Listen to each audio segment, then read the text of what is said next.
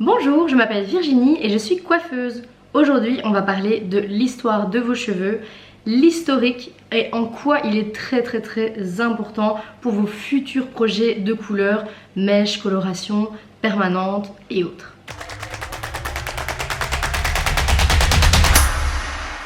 On va commencer par une base très importante qui est, oui, vos cheveux ont bien une histoire et un passé capillaire.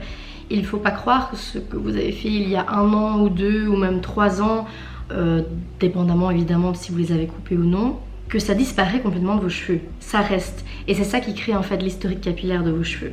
Je vais prendre en exemple mon propre cas. Je me suis rasé le bas de nuque et les côtés il y a 2 ans plus ou moins. Je vous mettrai une photo et ça a quand même très bien poussé.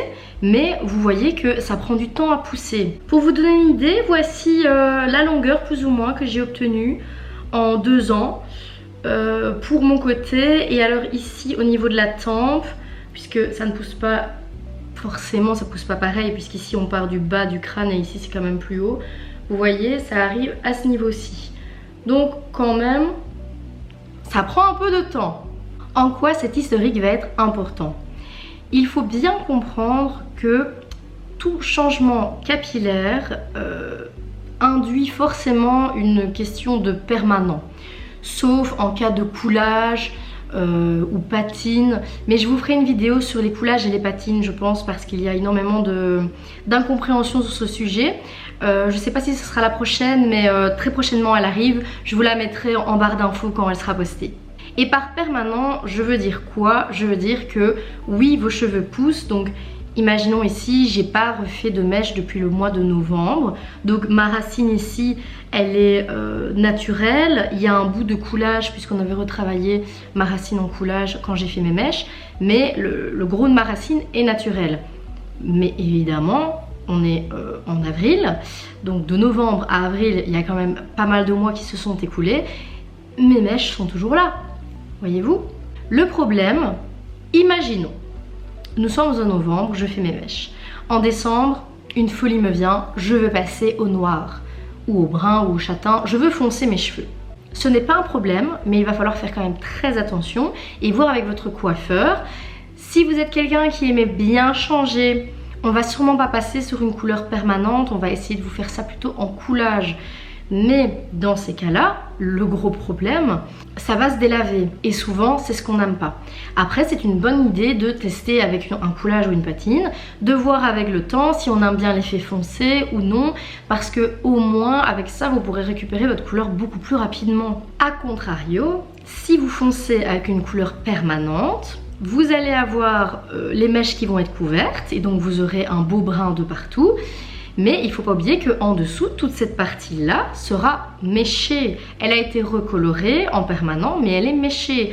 Donc si vous voulez retourner sur du blond après, déjà, vous aviez un cheveu vide qui avait été décoloré, donc vidé. Vous l'avez rempli avec une couleur permanente. Donc il a été re-rempli, il a été gainé, votre cheveu, il a tout pris parce qu'il mourait de soif, on va dire ça comme ça. Alors il ne faut pas s'étonner que décaper là-dessus, ça va être très compliqué. Il va falloir faire des effaceurs, un shampoing américain, redécolorer à la rigueur. Mais encore une fois, il faut éviter de le faire, si ça fait pas 3 mois, j'éviterai de le faire. On va dire que ce cas-là, c'est encore un des cas les plus simples, je trouve, parce qu'il vous suffit d'avoir un bon coiffeur coloriste, qui s'y connaissent vraiment bien et vous pouvez vous en sortir convenablement. Il peut vous faire des gamplex, il peut vous faire de bons soins, vous conseiller des shampoings à la maison, bien les entretenir, faire des techniques moins abrasives. Il y a vraiment une possibilité de récupérer le blond, pas en une fois, mais vous avez toujours la possibilité de récupérer votre couleur. Le petit point que je veux noter, c'est qu'en passant du blond au brun, au blond au brun, vous allez forcément continuer d'abîmer vos cheveux parce que même si vous ne voyez plus le blond en dessous, puisqu'il a été coloré, il est toujours là. Et ça fait partie de l'historique de vos cheveux. Passons aux permanentes. Alors oui, on fait encore beaucoup de permanentes en ce moment et beaucoup plus que vous ne pourriez le penser. Généralement, depuis plusieurs années, ça va souvent être chez les hommes ou chez les adolescents qu'on retrouve le plus de permanentes, puisqu'il y a eu cette fameuse mode du rasé et bouclé au-dessus. Mais depuis des années, les femmes continuent de faire des permanentes.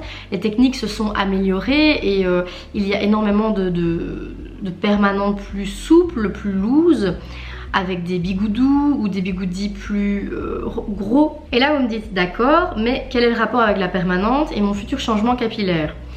Mesdames, une permanente ça reste dans le cheveu, et encore plus que ça, la permanente c'est un produit qui est rentré dans votre cheveu pour le dénaturer, et ensuite ce produit était neutralisé par un autre produit. Mais donc le produit est dans votre cheveu. Et même si ça fait des années que votre permanente a été effectuée, si vous ne vous êtes pas coupé régulièrement les cheveux, la permanente peut encore être là. Alors évidemment, elle ne sera pas là en racines, les repousses, etc. Vous avez compris. Mais elle va être là sur vos longueurs. Et ça, c'est un point où il faut faire très attention si vous souhaitez, par exemple, décolorer ou effectuer un lissage brésilien, au tanin ou autre. Il y a beaucoup de personnes qui se cassent les cheveux en n'y réfléchissant pas, et je trouve ça dommage parce que ça pourrait être très facilement évité. Le plus simple, si ça fait quand même quelques années, couper les bouts qui ont été permanentés, ça sera beaucoup plus simple pour vous. A l'inverse, si vous souhaitez vous faire une permanente maintenant, je vous conseille alors de bien regarder ce que vous avez fait ces dernières années dans vos cheveux. Si vous êtes une habituée des balayages, il va falloir faire attention à la permanente. On n'a pas toujours la possibilité de pouvoir l'effectuer si le cheveu il est très méché et très abîmé. Cela va dépendre également de la texture de vos cheveux. On va dire qu'un cheveu asiatique, même décoloré à foison, le cheveu est tellement dur et épais qu'il pourrait supporter évidemment une permanente. De même que pour les cheveux indiens ou africains, mais encore une fois, ça va dépendre, il faut vraiment voir au cas par cas. Et ça, je vous conseille bien évidemment d'aller voir votre professionnel de la coiffure. Lui seul ou elle seule sera le meilleur juge dans ce cas-là. Car même si vous n'avez pas fait de mèche ou de couleur au préalable, il faut savoir que les permanentes, il y a des niveaux de force différents. Et en fonction de vos cheveux, de la texture, du passé capillaire que vous avez, vous allez devoir mettre une force différente. Donc je ne vous conseille absolument pas de faire vos permanentes par l'ami d'une amie ou la maman qui sait faire les bigoudis et d'appliquer le produit.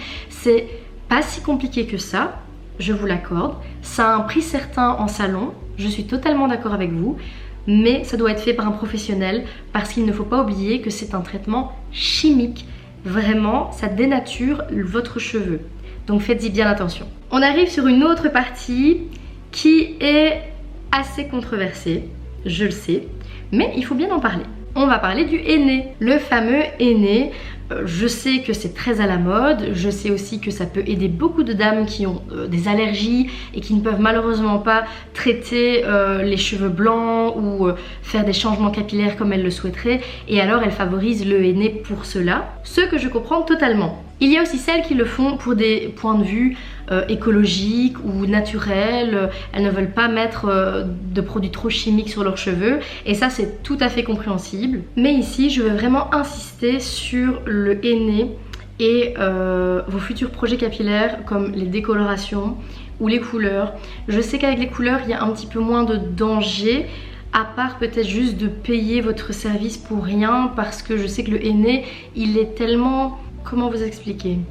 En fait, le henné, au lieu de pénétrer dans votre fibre capillaire, il va l'entourer pour la couvrir de l'extérieur. De ce fait, ça va être encore plus difficile pour nos produits à nous de pénétrer dans votre cheveu, puisque la barrière est extérieure. C'est pas comme si on devait rentrer dedans et mélanger une ancienne couleur. Alors j'espère que c'est assez clair. Et donc pour les couleurs, je sais que ça peut poser ce type de problème, mais pour les décolorations, là c'est un autre monde de problèmes. Je vous mettrai 2-3 photos de dames ayant fait du henné et ayant essayé de faire par après une décoloration. Vous jugerez par vous-même, mais je pense qu'on aimerait toutes éviter cela. Une fois, je me suis retrouvée au salon avec une dame qui justement en avait fait, mais elle nous avait dit que c'était il y a très longtemps. Donc on lui avait bien demandé en quelle année, quel type de henné.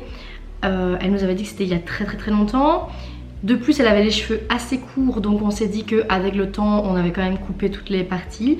Donc voilà, on a décidé qu'on allait faire la décoloration. Sauf que ça a terminé, comme vous pouvez le comprendre, en bleu turquoise. Et au lieu que cette dame reparte avec un blond plus clair que ce qu'elle n'avait déjà, elle est repartie avec du brun. Parce qu'évidemment, la seule façon de neutraliser ça, à moins de vraiment vouloir la jouer à fond et partir sur une couleur très flashy et très spéciale, ça va être de refoncer, de repigmenter ce bleu. Nous avons parlé des permanentes.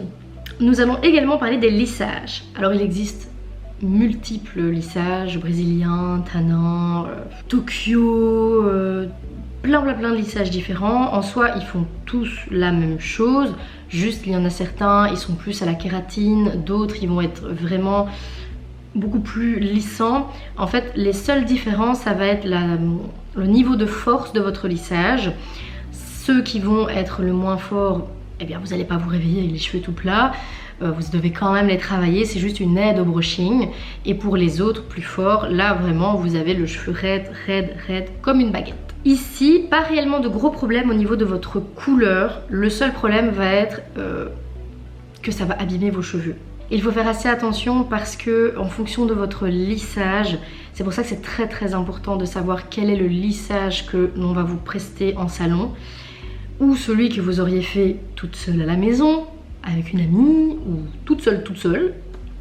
Ce que je ne vous conseille pas. Au moins vous savez sur quelle base vous partez pour vos futurs projets capillaires. Ça va pas vraiment endommager votre couleur comme je vous l'ai dit, mais ça va vraiment risquer de les abîmer.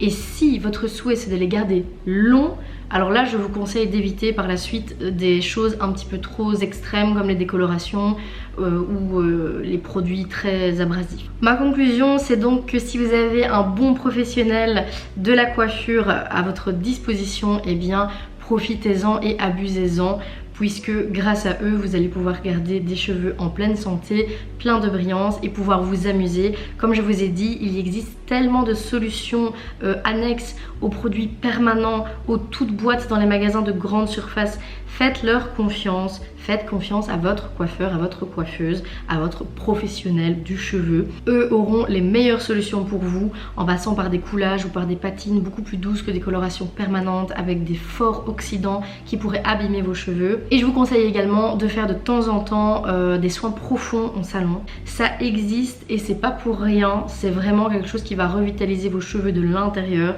Il y a énormément de marques qui en proposent, mais je pense que dans l'ensemble elles se valent toutes. J'espère que vous avez apprécié cette vidéo comme j'ai apprécié de la tourner et je vous dis à très bientôt pour une prochaine vidéo.